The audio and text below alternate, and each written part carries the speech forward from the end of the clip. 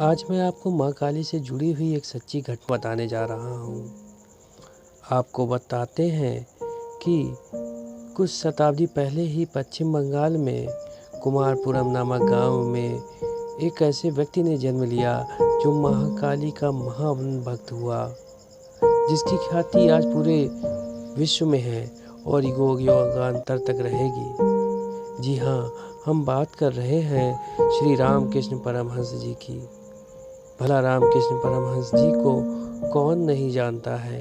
स्वामी विवेकानंद के गुरु श्री रामकृष्ण परमहंस माँ काली के सच्चे भक्त थे और बचपन से ही माँ काली के प्रति उनका ध्यान और लगाव था।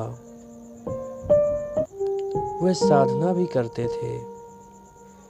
यह सच्ची घटना है कि रामकृष्ण परमहंस को माँ काली ने साक्षात दर्शन दिए थे। यहाँ तक कि वह स्वयं माँ काली को भोजन उनको कराती थी।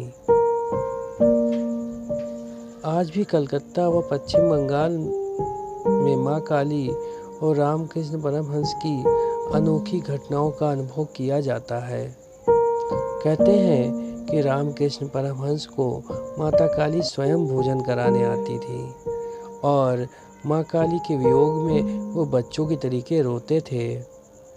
हैरान करने वाली बात यह है कि रामकृष्ण परमहंस ने कभी स्कूल में शिक्षा ग्रहण नहीं की। न उनको संस्कृत आती थी, न ही उनको अंग्रेजी। बस अपनी माँ काली के ध्यान में लीन रहते थे। एक समय तो ऐसा आ गया था कि जब रामकृष्ण परमहंस की भक्ति इतनी प्रबल हो गई थी कि वह माँ काली से दूर जाते ही जोर जोर से रोने लगते थे। यह सारी घटना उनके बालकाल से ही थी। यही कारण था कि उनके घर वालों ने बालकाल में ही उनकी शादी करा दी, लेकिन रामकृष्ण परमहंस पर इसका तनिक भी असर नहीं पड़ा। उनकी भक्ति में थोड़ी सी भी आँच नहीं आई।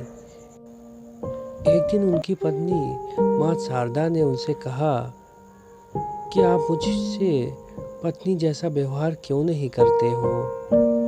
तब रामकृष्ण परमहंस जी ने अपनी पत्नी से कहा कि तुम मेरी माँ हो, तुम्हारे अंदर भी मैं वही स्वरूप देखता हूँ जो अपनी माँ काली का और उनकी प्रतिमा के सामने देखता हूँ।